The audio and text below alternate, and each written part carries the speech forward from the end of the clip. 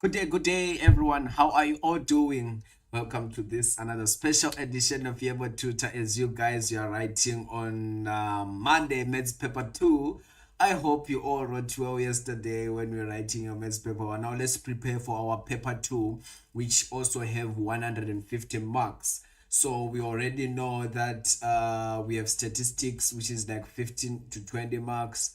We have our analytical geometry, which is 40 marks. We have our trigonometry, 40 marks. Then the master of the masters, Euclidean geometry, is 50 marks. So when I try to do this whole paper in the period of like 1 hour to 2 hours so that we can finish this preparation. Of course, if it's your first time, don't forget to hit the subscribe button and tune in. And of course, in the description of this video you can ask and engage with us.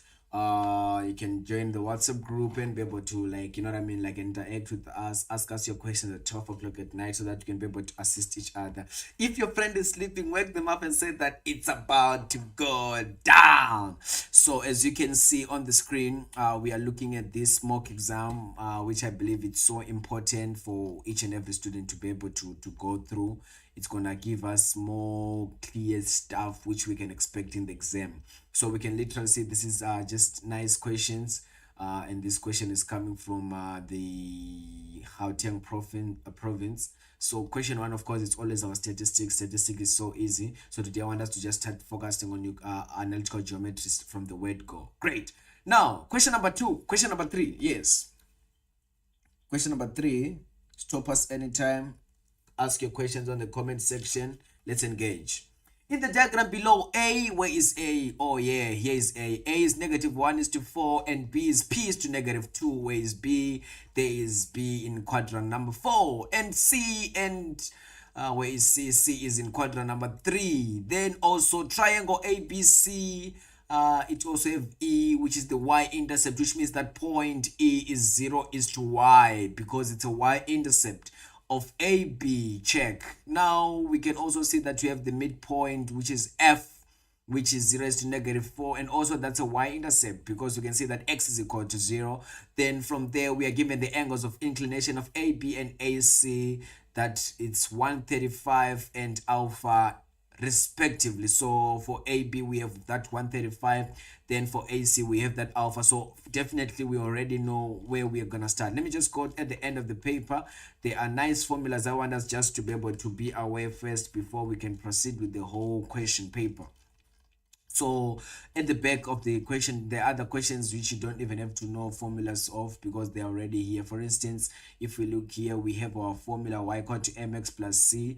We have d is equal to x squared minus 1 squared. That's the distance formula. We have the midpoint formula. When we have y minus y1 equal to mx minus x1 is another formula which we use to determine the equation of a straight line.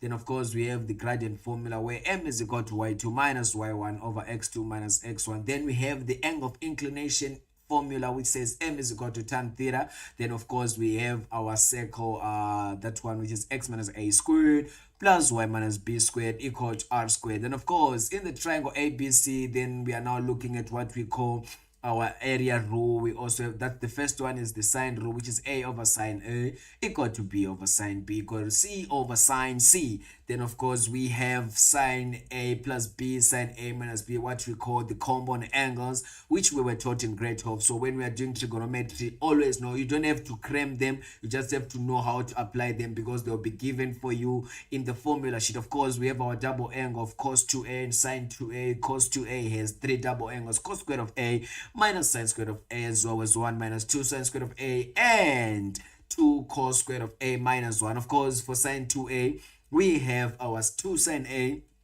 multiplied by cos of a. Of course that's so important and so crucial. Then those are the formulas. You don't even have to know them, you just have to be able to know how to apply them because they'll be given for you when you are writing your exam. Of course the mastermind, x is equal to -b plus or minus square root of b squared minus 4ac over 2a. That equation applies for both questions. Usually paper 1 and paper 2, you have to be able to apply that equation there. Let's get down to question number 3, which we have already read down. Now let's analyze analyze the question and answer the questions which we were given in that question. For the first question, 3 points. Let's go and let's start solving our problems. Okay, so we can also see that in this question which we are given, when they say calculate the gradient of AB, which means we have to know that since we are given the angle of inclination, so now we are on 3.1.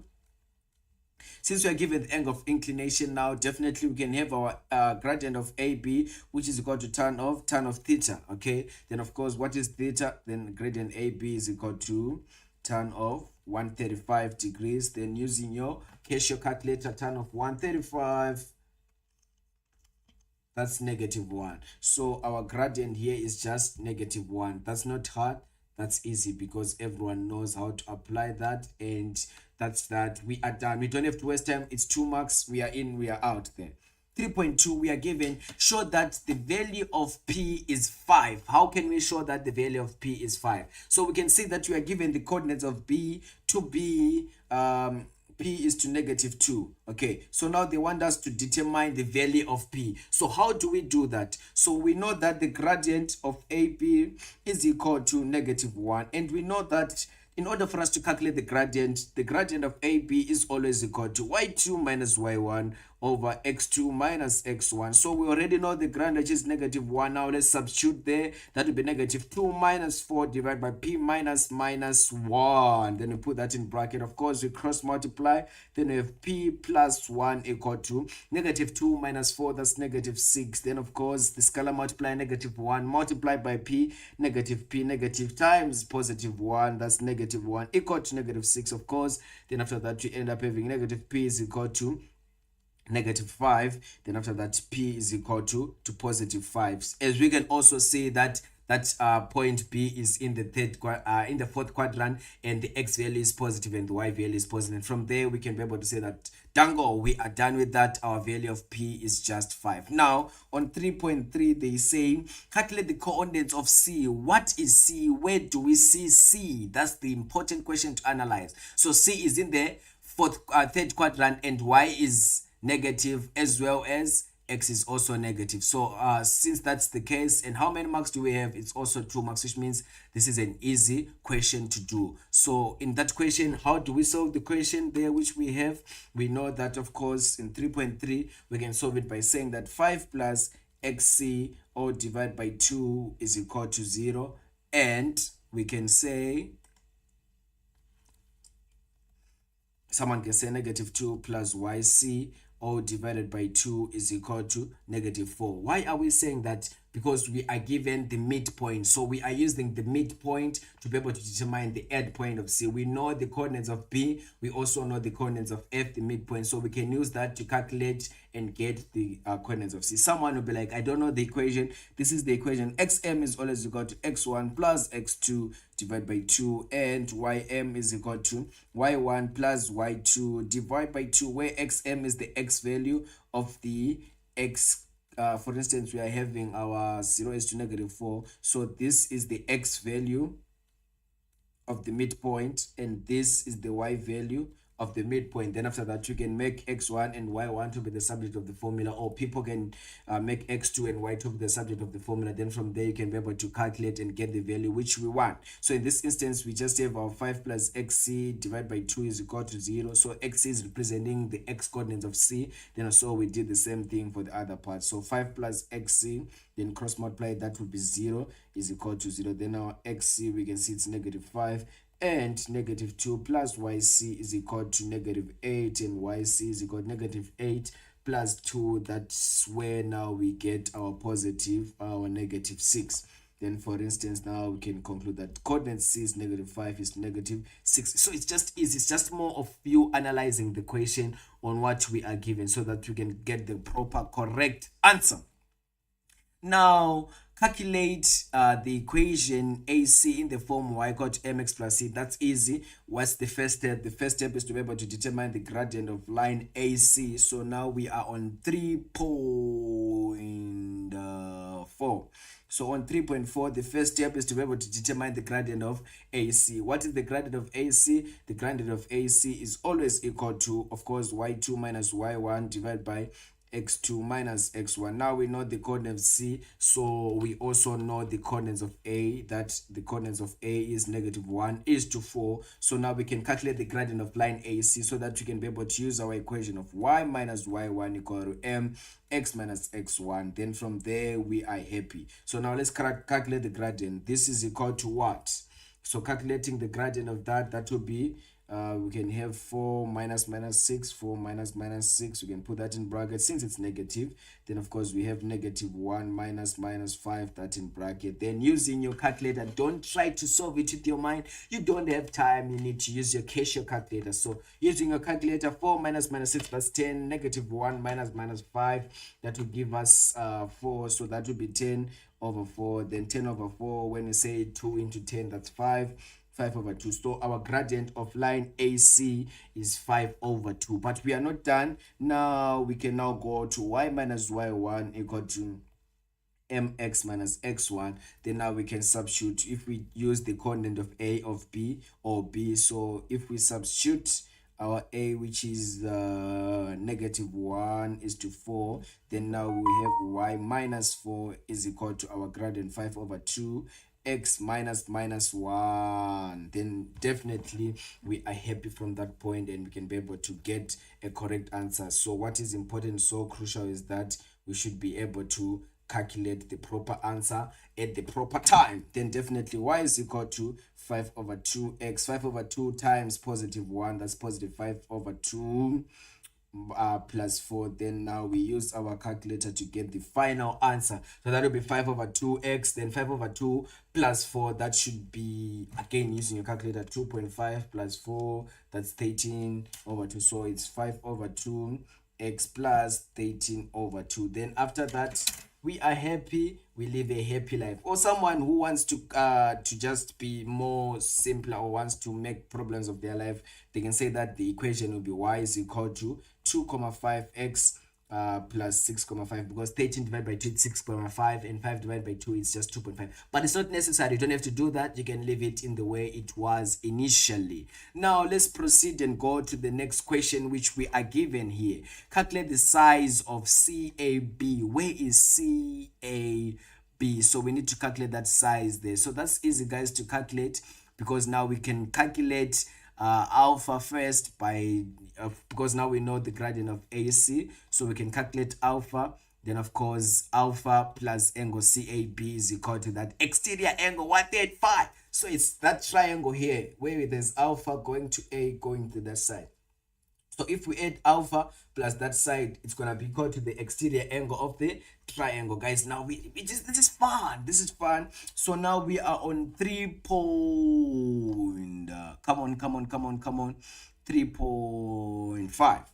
So on 3.5, we say that the first thing is to be able to calculate our gradient. Our gradient of AC we've calculated to be 5 over 2. So tan theta now is equal to, no, it's not theta, it's alpha actually. So it's 5 over 2. Then alpha there will be tan inverse of 5 over 2. Then tan inverse of 5 over 2. Again, we use our Casio calculator. Tan inverse of 5 over 2. Then I am getting 68,198, which is just the same as alpha is equal to 68,2 degrees. Then from that point now, we can literally say that CAB plus this alpha should be equal to 135 point what? What's that? Yeah, it's only 135. Then our reason is the exterior angle of a triangle, because we know that the exterior angle of a triangle is always equal to two opposite interior angles of a triangle. So CAB will be equal to 135 minus alpha. Our alpha is 68.2. Then again we use our Casio calculator. 135 minus the answer, then I'm getting 66.80. So this will be our CA0.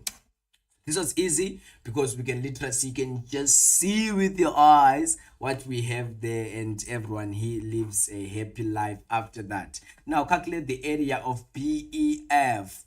B, E, and F. Okay, there is there. How can we calculate the area of BEF, guys? So this should also be easy. B, E, and F. Yes, yes, yes. So how can we calculate this, guys? So the first thing is to be able to know what is the coordinates of E, because we don't know the coordinates E. So since we know the equation of AB, or we can determine the equation of AB, then from there we can be able to determine what is the coordinates of E. So this is how we do it. Of course, we start by just writing our E, which is just 4 equal to -1 multiplied by -1 plus C. -1 was our gradient, mx plus C. Then this is a coordinate, which is -1 is to 4. Then after that we get our C to be -1 times 1 is 1, so definitely our C is equal to 3. Okay, so from there we can literally see the equation is going to y equal to -1x, so that negative not really important, so we can just say -x plus 3. Okay, so we know that E is the y-intercept, which means it's 0 is to y. So now we just have to say y is equal to -0 plus 3, then y is equal to 3. Then therefore the coordinates of E will be 0 is to 3. That's the first thing which is important. And what is the coordinates of F? The coordinates of F is 0 is to -4. Then from there now we can be able to calculate our area, because the area of triangle BEF is always equal to half base times EF, right? Times the perpendicular height. Okay, then we are happy. Half of what is EF? EF is just going to be the distance of EF, which is equal to square root of x2 minus x1 all squared plus y2 minus y1 all squared. But now, of course, this is just going to be 0. Then 3 minus 4, that's 7. 7 squared is 49. Then square root of 49 is 7. So that's 7 multiplied by our perpendicular height, which is just 5. Then from there, we live a happy ever after. Okay, because we can see that the coordinates of P is 5. Then from there we use our calculator. 7 times 5 is 35. 35 divided by 2, that's 17.5 square units. Okay, so since they didn't give us meters or centimeters, so we can just write its square units. Okay, then after that we are happy. Now we can proceed. Now 3.7, another point k t is to t where t is less than 0 is plotted, which means the values of t, they're just negative. Okay, now it's plotted such that ak is that 5 root k. Calculate the coordinates of k. So this one I want you guys to do it so that you can be able to engage. But okay, since it's today, I'm happy, you're also happy. Let's just do it together then. Okay, so on 3.7, so we are given our AK to be equal to 5 root of 5. So what do we know? AK is the distance already. So we need to put our distance formula there, which will be x2 minus x1 squared plus y2 minus y1 all squared is equal to our 5 root 5. Bear in mind that the coordinates of A is -1 is to 4, and the coordinates of K is T is to T. So now we are just substituting. So we have our T minus 1, that's +1 squared, plus what is y2 minus y1, that should be our T minus 4 all squared, or square root, equal to 5 root 5. Then after that we square both sides, then we remove that. Then we are now having T plus 1 all squared plus t minus 4 all squared equal to 25 times 5, because this is 5 squared, 25. Then root of 5 is just 5. Then we have 25 times 5, 25, 50, 75, 100, 125. So 25 times 5 is 125. Then from there now we just expand and remove this bracket. That should be t squared plus 2t plus 1 plus t squared minus 8t plus 16 equal to 125. We have removed this bracket so that you can have a proper answer there. Then from there, that will be t squared 2t minus 8t. That's gonna give us something else. Let's check. Yeah, 2t minus 8t there. We should be able to get our answers in a proper way, guys. And definitely we have our -3t there. Wait, it's 16. Then 1 plus 16, that's 17 equal to 125, if I'm not mistaken. Then from there now you guys now just need to solve it, and we should be happy after that. Okay, so we have our t squared plus t squared, so that's 2t squared.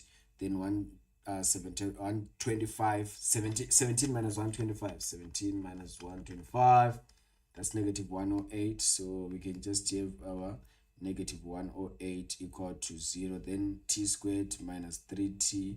Then 108 divided by 2. Then that's negative 54 equal to 0. So we divided all through by 2 by 2. Then of course now we can have our factors.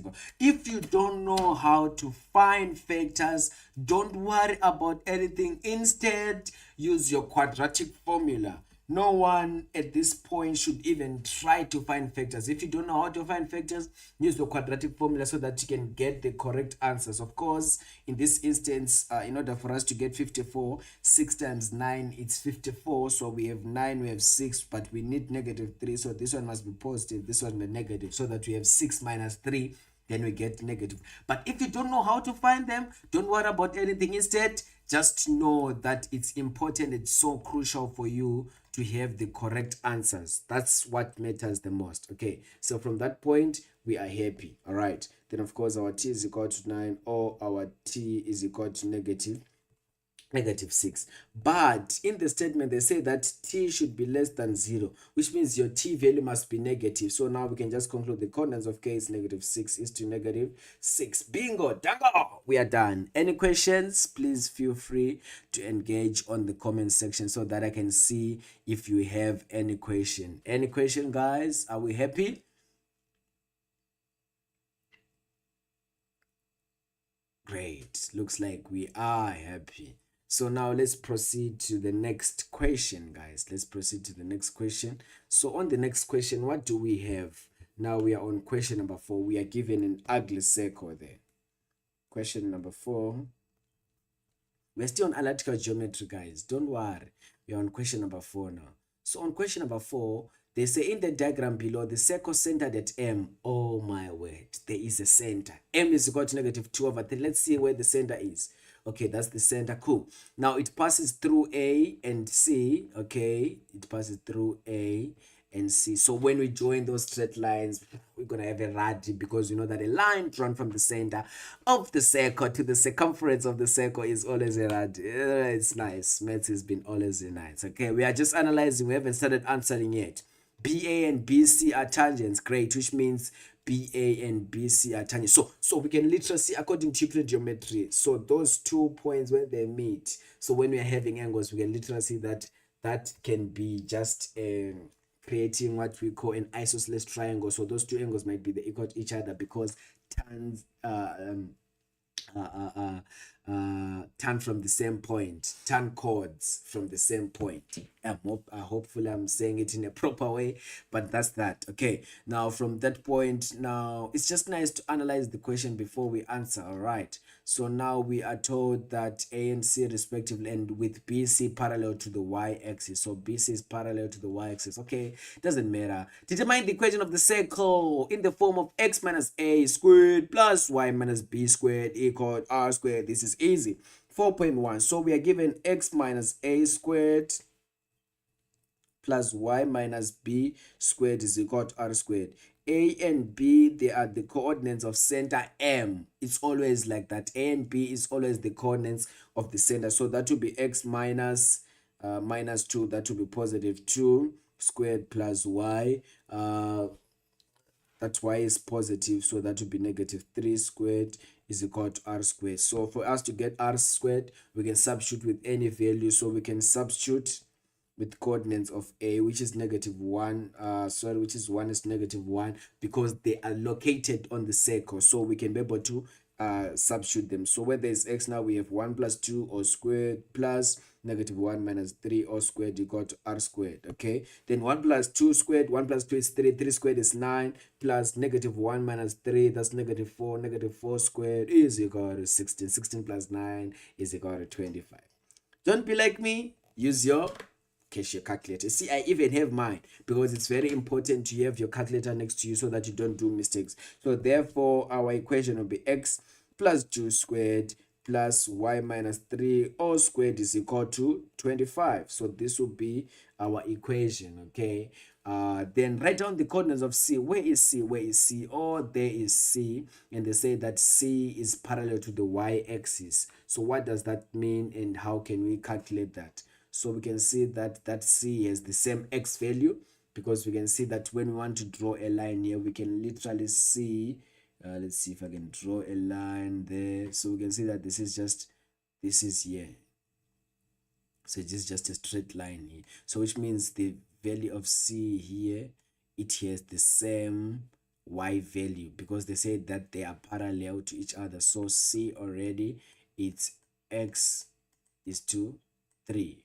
Why? Because they are parallel to each other, which means their Y values, they are the same to each other. Okay, so those are the important stuff which is important for everyone to be able to see and to be able to notice there. So now let's answer and let's write down the coordinates of T, and it's only 2 marks, guys. So since we know what is the coordinates of C now will just be, of course, we say that it's going to be 3, because that's in the same line, and for Y it's just going to be -2 minus 5.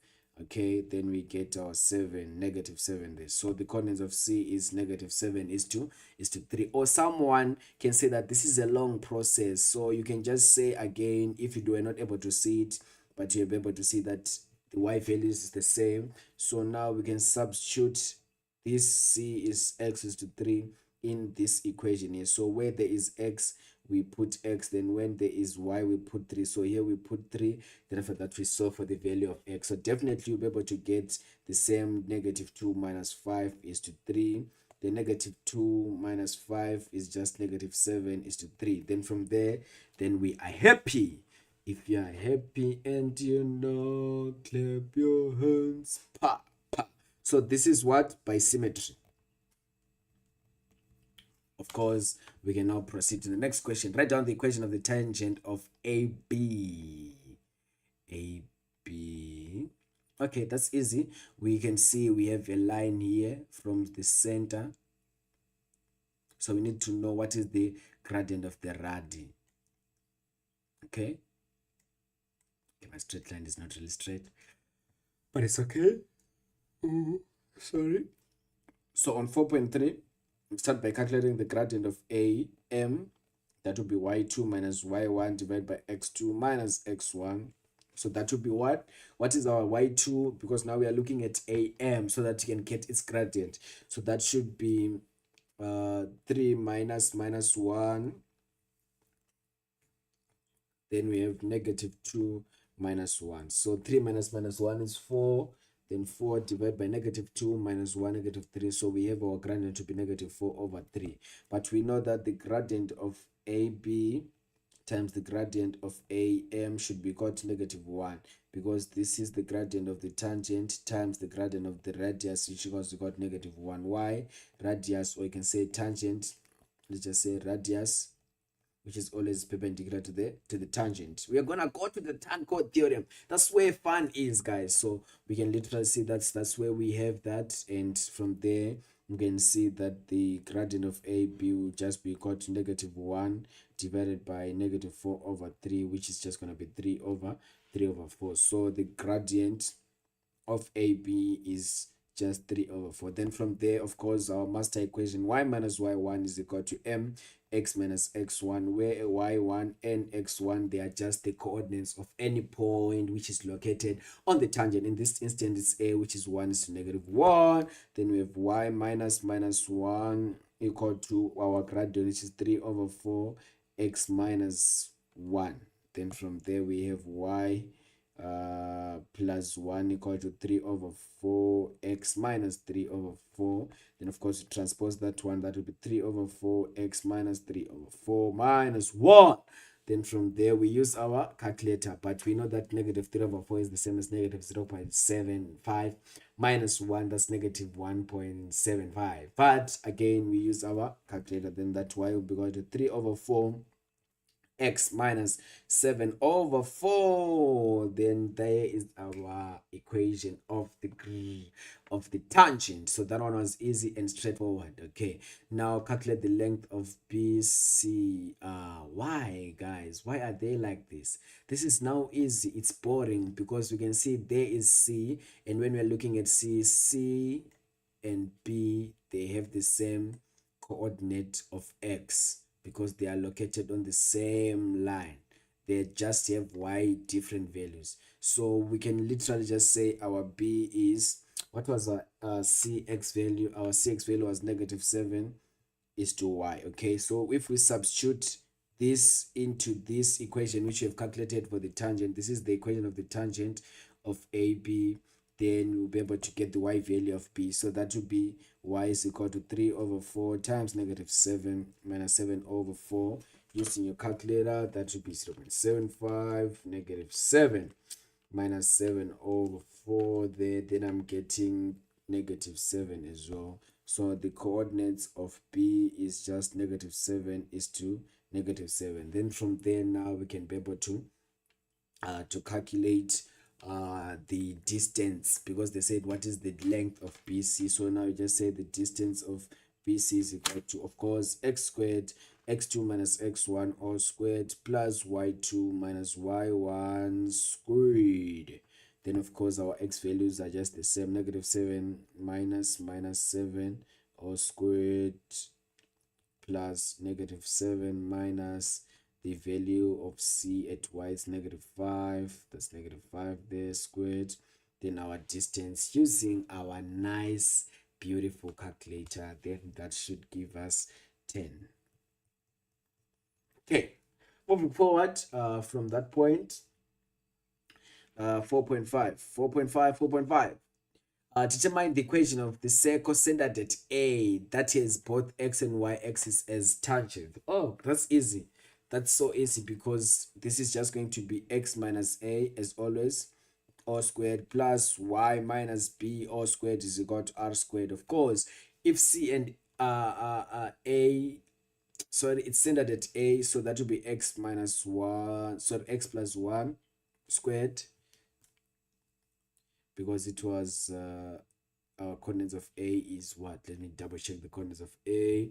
I forgot them. It's 1 is to negative 1. So this is the center now. So that's why you can see we substitute here. It's now negative. Then we have y minus. Then that y value there is negative. So when it comes, it's going to be positive squared. Then of course 1 squared. Then what would be our r? They said they are located at both the x and y axis of their tangent as tangent. So then definitely that's going to be 1. So therefore our equation will be x minus 1 all squared plus y plus 1 all squared is equal to 1. Then from that point we are happy. Now if another circle with center n in that radius intersects the circle centered at M at 2 distinct points, determine all possible values of p. Guys, this is easy. I'm just going to give you a hint, and other rest is going to be for your homework, because I need you guys to have something to do. So they intersected 2 points, so it's something like this. So they intersected 2 points, then after that they said determine the value of p. So what is important is just understand that r2 minus r1 is less than our mn. Then from there, this is less than r2 plus r1. Then after that we can just play around. And so it's your homework. You need homework. You need to do it, then we can see if you were really listening. Okay, now from that point, now let's proceed to the next question. Guys, toppers, ask us questions in the WhatsApp group. We are here to assist each other. All right, now moving forward to question 5. Trigonometry, which we started talking by grade 8. So now we're just gonna cruise fast as possible. In the diagram below, P is the point 12 is to 5. Where is P? There is P, 12 is to 5. It's in the first quadrant. And T is A is to B. Where is T? Where are you, T? So I can see T is A is to B, and it's located in second quadrant. Definitely A is going to be negative, B is going to be positive, because it's situated in the second quadrant. Then of course we are given our PS, which is perpendicular to x-axis, and P or S is equal to theta. Great. Without using a calculator, great. Determine the value of tan theta. Guys, boring. So the first thing which we have to do in this question is to break this question down. So let me just draw this something like this. So we are given P, we have our 90, we have our theta. P is 12 is to 5. Then of course we also have T, which is A is to B. So this is the same as 5. This is 12. So we need to know what is r. So r squared is equal to x squared plus y squared. So that will be 12 squared plus 5 squared. Then we square that. Then we get r. Then r is equal to, so that we just solve it before we go to the questions which we want to look at. So that will be square root of 12 squared plus 5 squared. Then I'm getting 13 there. So our r is equal to 13. Now let's solve. Now the first question, they say 5.1.1. What is tan of theta? Tan of theta is always equal to opposite over adjacent. So what is our opposite side? It's 5 over 12. Dango, you have your 1 mark there. Don't waste time. We don't have time. What is sine of theta? 5.1.2. Sine of theta is equal to always opposite over hypotenuse. What is our opposite side? It's 5 over 13. So our hypotenuse is just 5 over 13. So it's very important, guys. The first thing when you're solving this kind of questions where they are giving it in a coordinate form, the first rule or the first thing which you need is to draw and simplify it and make sure that you all have the 3 sides of the triangle. When you have the 3 sides of the triangle, then after that your life is going to be a bit easy for you. Okay, now 5.1.3, determine A if TO is 19.5. If TO is 19.5, determine A. Why? Why is this question looking so nice? No, it's not nice. It's 4 marks. If TO is that. So this is easy, guys, because we can solve this problem fast. We know that cos of 90 degrees plus A is just equal to A over 19.5, because that's the distance of TO, which means that's the hypotenuse side. So we can solve it in this way and say that we are here, then we have our cos 90 plus theta there, which is equal to A over 19.5. Of course, this is negative sine of theta, because everyone by now know how to use the reduction formula. All students take coffee, which means sine is only positive in the second quadrant, tan is only positive in the third quadrant, cos is only positive in the fourth quadrant, and all the students take coffee, they are all positive in the first quadrant. So using that same methodology, we end up having our A over 19.5. So what is sine of theta? This is smart. Sine of theta is just 5 over 12 equal to A over 19.5. Of course, cross multiply that will be negative 5 multiplied by 19.5 equal to 12A. Divide by 12, divide by 12. Dango asbonge. A is equal to negative 5 times 13 divided by 12. I am getting my A to be equal to negative 7.5. Okay, using my own nice Casio calculator. Okay, so that's 5 over 13, 5 over 13, because our R was 5 over 13. Yes, yes, yes, yes. Please, also when you're writing on Monday, be able to double check your mistakes before you submit your question. Let's do 5.2. We don't have time, we don't have time. Now, determine the value of the following without using a calculator. Of course, we already know that. So we're given that. So the first thing we need to do is to have our reduction formula in order. The moment you go and start answering trigonometry on Tuesday, the first rule you need to know on Monday, sorry, is to have your first reduction formula already ready to play its part, so that you can be able to solve the problems as quick as possible. Of course, this is 90 minus, this is 90 plus, this is 180 degrees minus, this is 180 degrees plus. Of course, we have our 360 degrees minus, we have our 360 degrees plus. Now let's break this question down. Let's cut it out. So we are given 5.2. We are given sine of 360 degrees minus 2x multiplied by sine of negative x, all divided by sine of 90 degrees plus x plus 2 cos squared of 180 degrees plus x. Let's go. Let's break it down. 360 minus is in each quadrant. That's the first question. 360 minus is in the fourth quadrant, and sine is positive or negative. It's negative. So we have negative sine of 2x times sine of a negative angle is always negative, guys. It's always like that. So since they are negative, let's put them there. Sine of 90 plus. 90 plus is in each quadrant? Second quadrant. Is sine positive or negative? It's positive, because we have already written, or we have already drawn our Cartesian plane or our reduction formula there. But since it's sine at 90, which means at 90 sine always changes to cos because they are co-functions. So since they are co-functions, so now we have our cos of x plus, of course, 2 cos squared of 180 plus. 180 plus is in the third quadrant. Is cos positive or negative? It is negative. So we have our negative cos of x squared. I did this intentionally so that you can see that as much as it's going to be negative, anything squared is just going to be positive. Okay, then this is going to be negative times negative, that's positive. So we have our sine of 2x multiplied by sine of x divided by cos of x there plus 2, then anything negative squared is just going to be cos squared of x. Hey, sorry about that. Of course, this is a double angle. We can change that. It's also on your formula sheet. So this is the same as 2 sine of x times cos x times sine of x divided by cos of x plus 2 cos squared of x. Then of course this and this cancel. Stand also klaman. Dango out. Then now we have 2 sine squared of x plus 2 cos squared of x. I'm smelling an identity which has been taught in grade 12, which says sine squared of x plus cos squared of x is equal to 1. Don't forget, this one is the master of them all, guys. Okay, so we can see that we have a common factor there, which is 2. So we can have sine squared of x plus cos squared of x there. Then of course 2, then sine squared of x plus cos squared of x is always equal to 1. So 2 times 1, then we get 2.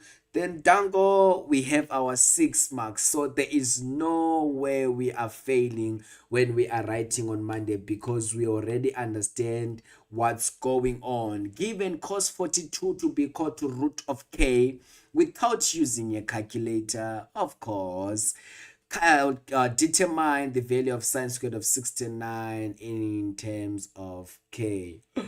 This is nice. This is so nice. So the first rule or the first thing you need to understand is that cos 42, let's check something. 90 minus 42, that's 48. Okay, cool. So we are given cos of 42 degrees to be equal to k. But now what is important is to just solve this problem as fast as possible. Cos 42 is the same as 2 cos squared of 21 degrees minus 1, because 42 is the same as 2 times 21. So this is the same as 2x. So cos of 2x can either be written as 2 cos squared of x minus 1, or it can be written as cos squared of x minus sine squared of x, or it can be 1 minus 2 sine squared of x. So you can choose how to use your double angle. So we're just applying the double angle there, then we're here. So this cos 42x is the same as root k, as they said. Yes, then we have our other side, which can be the same as 2 sine squared of 69, guys, because 90 degrees minus 21 gives us 69. So at cos of 90 degrees minus 69, this is the same as sine of 69, because we have applied the co-function. Then we are here. Nice live problems. I'm telling you, with Yebo Tutor, you'll be able to just understand everything at the blink of an eye. So minus 1, but they say that they need sine squared of 69. So root k plus 1 is equal to 2 sine squared of 69 degrees divided by 2. We divide by 2, then we can have sine squared of 69 degrees, which is equal to root k plus 1 divided by 2. Then dango, we are done. Dango means thank you. Then we have our answer there. Then we are happy. After that, we can proceed to the next question, which we have. So what does the next question say? Given the identity 5x sine 5x times cos 3x minus cos 5x times sine 3x, of course, divided by tan 2x is minus 1 is equal to negative 2 sine squared. Prove the identity. Oh my word.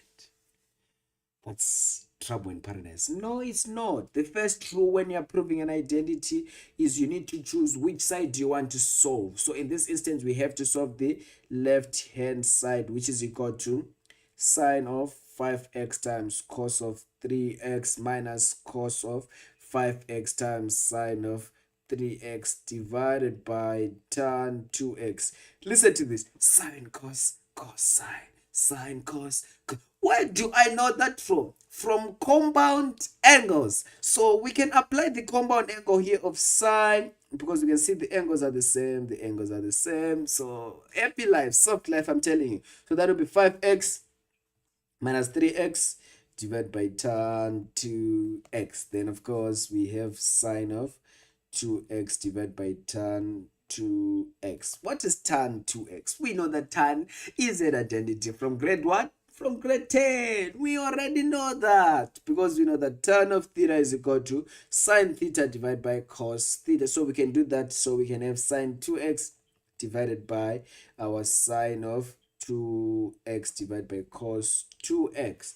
Then from that we can see that this can be the same as sine 2x times cos of 2x divided by sine of 2x. Then this and this out. Then I'm left with cos 2x. Then from that point we know what to do. Of course, don't forget the negative 1 we had here. I literally forgot about it. Negative 1, negative 1, negative 1. So that's cos 2x minus 1. Of course, this is the same as 1 minus 2 sine squared of x. Then that minus 1. So 1 minus 1, that's 0. Then we're left with negative 2 sine squared of x, which is equal to the left here, right hand side. I'm so happy.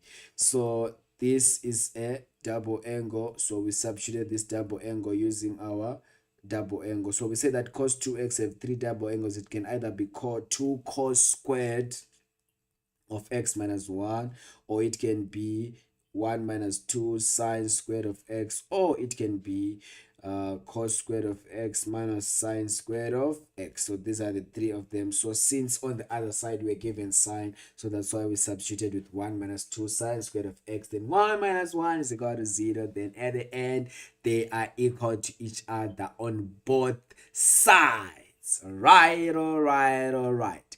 Determine the values of x for which the identity will be undefined. Undefined, which means we are looking at the denominator. So in other words, the moment they say undefined, in other words, they want you to just write this small English that it is undefined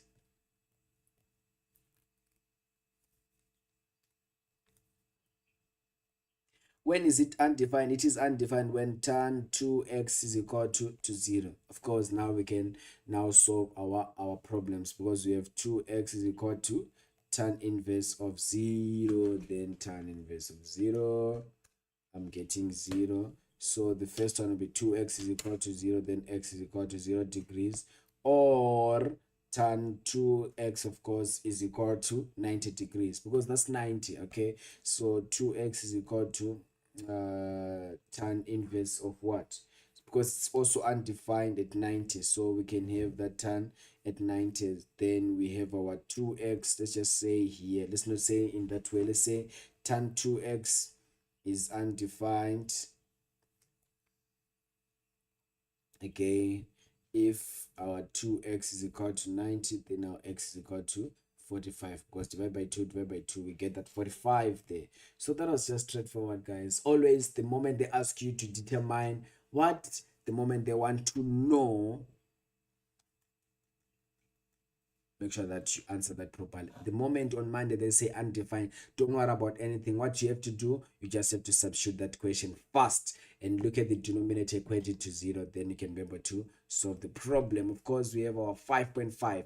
Now we are given f of x to be equal to 2 cos x minus sine squared of x. Now the question says, show that f of x can be expressed as f of x is equal to cos x plus 1 squared times that. So this is easy, guys. So we are given f of x. This is now 5.1. So we are given f of x, which is equals to 2 cos of x minus sine squared of x. So this can be the same as 2 cos of x. They say show that it can be written in terms of cos. So we can change this because we know that 1 is equal to sine squared of x is equal to 1 minus cos squared of x. Okay, so that can be 1 minus sine squared of minus cos squared of x. And of course, this is the same as 2 cos of x minus 1 plus cos squared of x. Of course, this can be cos squared of x plus 2 cos x minus 1. Then, of course, we know, guys, we know, we are smart. So this can actually be cos squared of x plus 2 cos x. Okay, then we can say plus 1 minus 1 minus 1. Okay, 1 minus 1 is 0, minus 1 is just that negative 1. So we're just having it for fun there. So we can see that that can be cos x plus 1 or squared minus 2. So it's you just playing around with algebra. It doesn't really matter. Now, hence or otherwise, the moment they say hence, which means you need to use what you have calculated above. So hence or otherwise, find the maximum value of f. So for maximum, we always know how to solve for maximum, and I'm sure everyone knows how do you determine the maximum value. Of course, for the maximum value, the first thing is to understand that our cos of x is equal to 1, or someone can just say cos x plus 1 all squared minus 2 is equal to what? So this can be just equal to 2. Then of course we have our 4 there, because 1 plus 1 all squared is just equal to 4.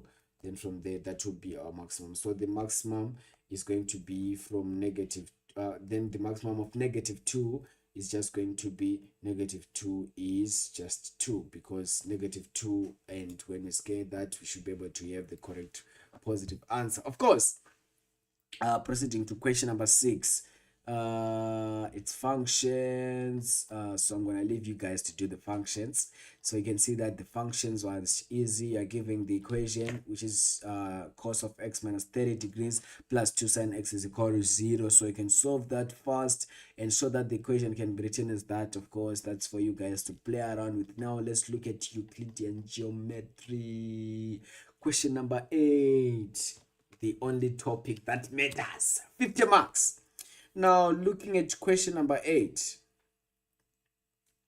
Question number 8. So I'm going to try to do 1 or 2 questions of Euclidean geometry so that at least we can be able to engage on those questions there. So now let's look at this Euclidean geometry, guys. Euclidean geometry is the beauty of this module, for this subject. So on Euclidean geometry, what is important is to understand that when we are doing Euclidean geometry, we have to reason. Why are you saying this is equal to this? Why are you saying this? Why are you saying? You need to prove yourself. Prove yourself that you can be able to write this in this way. Sort of like testing your ability. So you need to know the different reason that when we are having a straight line, what's the reason of a straight line? When we are having vertical opposite angles, what's the reason? Of course, we have our angle from greater of similarity theorem. We have our prop theorem. Of course, we have our tan chord theorem. We have those different theorems which have learned already, that the angle at the center is equal to twice the angle at the circumference. So those theorems which have learned, now we are combining them to be able to solve them. Of course, angle from the same chord, others say angles in the same segment. So we are now just playing around with that. Of course, if we have 2 tangent points coming from the same point, they form an isosceles triangle. Then at the end, we'll be able to say that angle equal to angle opposite equals sine. Those kind of stuff. That's what's important. Now let's go down and let's try to solve few problems on this. Okay. Now, in the diagram below, points P, Q, and R and S are points on the circle with center O. Then we are given that OT bisects chord QR at T. Great. XRY is a tangent. Where are you? Yeah, here it is. XRTY is a tangent to the circle at point R. Okay, that's the point of intersection of the tangent and the circle. And OZ is produced to meet at Y, where OY is parallel to QR. Parallel lines, alternating angles, corresponding angles, interior angles. We have that Z formed, we have that F formed. So we are playing around. So our mind's already thinking that, okay, maybe there's a chance there will be alternating angles. There's a chance that they are co-interior angles. There's also a chance that maybe they are what angles. So those are the important stuff, guys. Be relevant to the terminology so that you can be able to solve any problem which you can encounter. Now we are given ROY. ROY is equal to Y. Okay.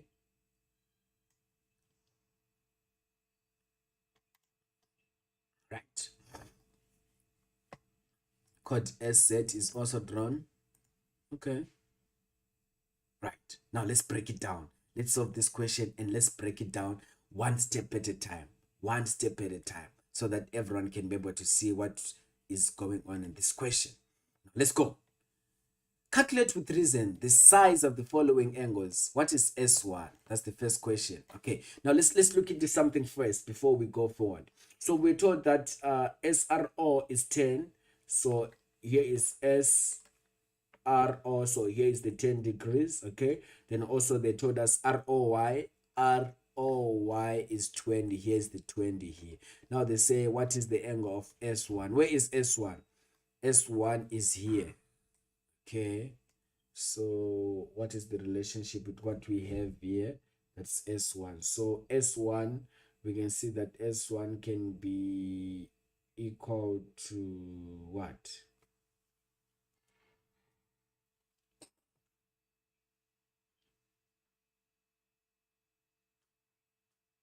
I see you.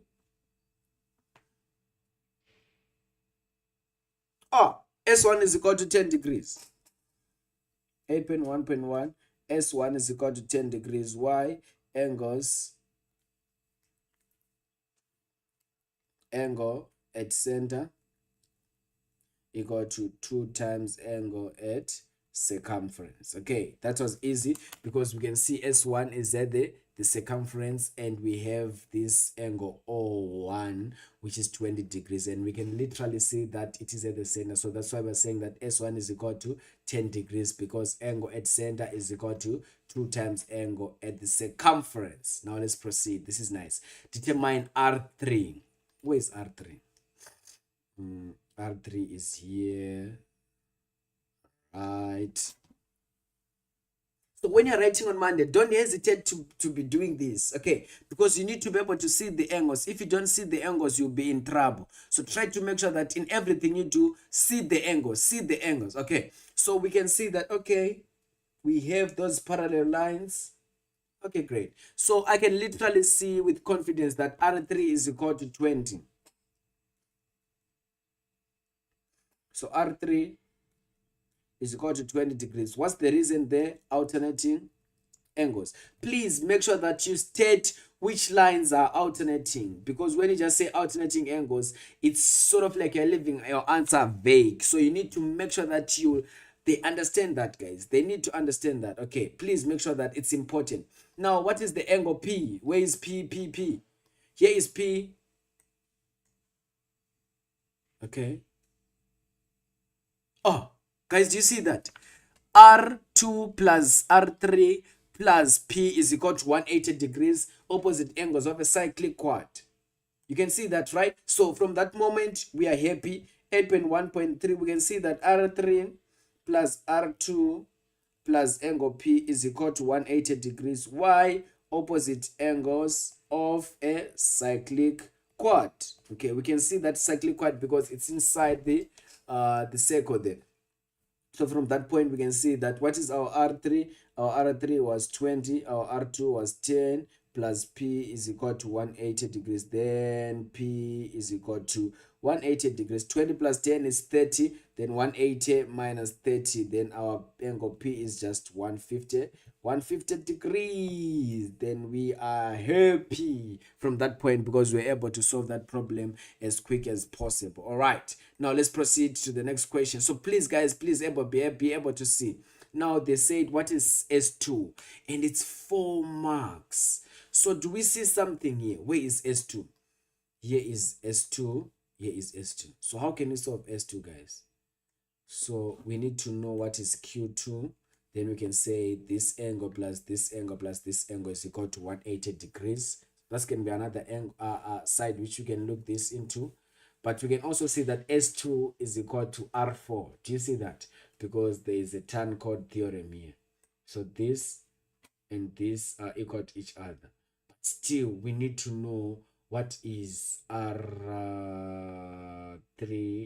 plus R4. We need to know that other side, 20. Cool. So we can literally see that 8.1.4 R3 plus R4 is equal to 90 degrees, okay? The reason being radius perpendicular to the tangent, okay? So look at this R. I'm not drawing straight lines, I don't know why. Let's go again. So you can see this is RO, is a line drawn from the center to the circumference. So it's our radii, and this was our tangent. So this is our tangent. So since this is our tangent, we'll see that these two, when you add them together, it's called 90 because the radius is always perpendicular to the tangent. So from that point, we can now see that R4 is equal to what? It is equal to 90 degrees minus 20 because we knew R3 is 20 degrees. So 90 degrees minus 20 is just equal to 70 degrees. Then we can literally see that R4 is equal to S. Let's just start with S. S2 is equal to R4 Y. Tan code theorem. Okay, tan code theorem. Why? Because we can see that. Let's use a different pen there. Here we go. So we can see that this angle here is equal to S2 because of tan code theorem, because if that's the code there, so we can see that we can hold that tangent here and that angle here, and we can hold the code RQ. It subtends at S2. So since it subtends at S2, we can literally see that, oh, here is where we are going. So that's why we're saying R4 is equal to S2. So that's another side which we're able to see that if we say R2 R3 plus R4, we'll be able to see that is 90 because the radius is perpendicular to the tangent. Then from there, we can be able to play around and solve the problems which we are given. 8.2. 8.2. Prove that XRY is a tangent to the circle passing through RT and O. Where is RT and O? RT and O, RT and O. So this is RT and O, okay? So the question says that prove that XRY is a tangent. So prove that this XRY is a tangent to the circle, which is R. So let's just pretend that this is the circle they are talking about. So this is easy, guys. So we can literally see that T1 is equal to 90 degrees. Everyone sees that, guys. Why is it equal to 90 degrees? Because line from center to the midpoint of what? Of the chord. That's easy because we can see here is the center. Let's wrap that out so that people can be able to see what's going on. Here we go. So going back here, we can honestly see that this is the center. So that's why we're saying line drawn from the center to the midpoint. They form 90 degrees here. So also we can see that angle Q2, which is here, is the same as S2, okay? Is the same as 70 degrees. Or let's not say it's equal to S2, let's just say it's equal to 70 degrees. Then the reason being some angles of a triangle, okay? Because we know S2 to be 70. We know these two, it's 10 plus 20, that's 30. Then of course we can be able to say this plus this plus this plus that is equal to 180 degrees. So at the end we'll be able to see that we'll get 70 plus 30, that's 100 if I'm not mistaken. Then we subtract it from AQ2, then we can be able to see what's the correct value then. Okay, then from that point we can literally see that since R4 is equal to O2 is equal to 70 degrees, then therefore XRY is a tangent. But they need a reason. That's where we just say converse tan chord theorem. It's always like that, guys. It doesn't change. The reason is usually the same. When you're proving that, it's always converse tan chord theorem, guys. It's always like that. Always, always, always. Please make sure that you remember that. Okay, cool. Now let's do question 9 and see. We still have question 10, which is as other questions which you can deal with. But like, let's do question 9. Let's see. I love question 9. Maybe question 9 will be the last one so that you guys can rest and we meet again tomorrow or Monday. Okay, in the diagram below, triangle ABC is constructed such that BC is produced to D. DR is drawn with point T on AC and R on BA. CS is drawn, CT is equal to 12. Yes, we can see that TA is 36. SR is equal to 20 millimeters. SA is equal to 80 millimeters. Where is SA? There is SA. Dango. Now, let's go. Prove that CS is parallel to TR. Great, great, great, great. So this question already, from seeing it from afar, we can see that we need to play around with what we call our prop theorem. We were taught this year in grade 12. So prop theorem is important. It's so crucial when you're solving problems like this. Okay, so let's go and let's solve this question as quick as possible. 9.1. Let's go. We can see that CT over TA is the same as 12 over 36, which is just 1 over 3 in reduction. Okay, CT, where is CT? Yes, CT over TA is equal to 1 over S, and we go back to A.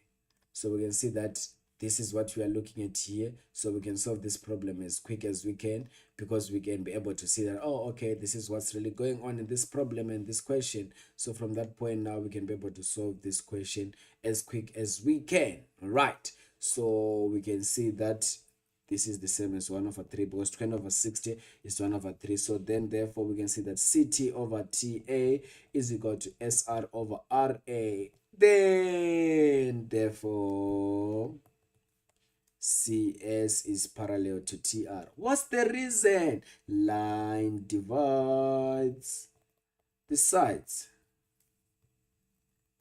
of A in proportion.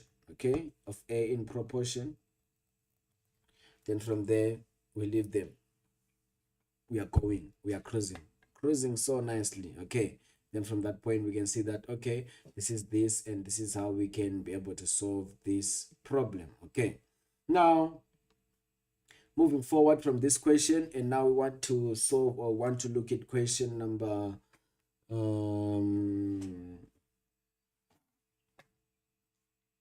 9.2. It is further given that AR is 2 over 3, RB, BC is 2x, and CD is 1 over 2x plus 1. Calculate the value of x. 6 marks. Yo. So now let's solve this problem. It is 6 marks. So we need to solve and calculate this problem as quick as we can. It's only 6 marks, so we need to spend at least 6 minutes on this question. So now, guys, let's solve this question. For 6 marks, we need to solve it as quick as we can. Okay. The first thing we can see, since we have already proved that those two are parallel to each other, so the first thing we're going to be able to see that our A, let's check that, our AR over RB is just 2 over 3 according to what we're given. And also now we know that AR is 60 over RB is equal to 2 over 3. Then RB will just be equal to 60 times 3, which is 180, divided by 2, which is equal to 90 millimeters. Okay, now we have RB. Then also we need SB. SB, as we can see here on the triangle, SB is just equal to 70 millimeters. Okay, because now we know RB, and our RB is 90 degrees. Okay, now since we know that RB is 90, then this is just going to be 70. So SB is 70 because this total is 90. 90 minus 20, it's 70. So that's where the 70 is coming from. Okay, don't worry about anything. Trust us with everything. So BS over SR is equal to BC over CD. The reason is prop theorem. Then the result we have our 70 over 20 is equal to 2x divided by 1 over 2x plus 1. Then now we just have to solve for x, guys. So this will be 70, and of course don't forget that we have 20 here. Then we end up having 40x is equal to 35x plus 70. Then from that point, now we just solve for x, because they say calculate the value of x. So when you're calculating the value of x, we should be able to get the proper answer, or the proper value which we were looking for from the word go, or from the initial question which we had. So at the end now we'll be able to get our 40x minus 35x, which is equal to 70. That will be 5x is equal to 70 divided by 5 divided by 5. Then now x is equal to 70 divided by 5. What's that? Again, don't worry about anything. Use your calculator. 70 divided by 5. Then we get our answer to be 14. So the answer there is x is equal to 14. Yes, guys. So that's what I wanted us to cover today. It's getting late. I want to leave you guys to do other questions. So if you're not on the WhatsApp group, join using the description of this video. I'm gonna send this question paper in the WhatsApp group so that everyone can see the question and we can engage. People can work the question on their own. They can ask the questions anytime, any moment, any second, anywhere when they want to ask questions. Even on the comment section, you can still engage even after the call. All right. Thank you so much, guys, for tuning in.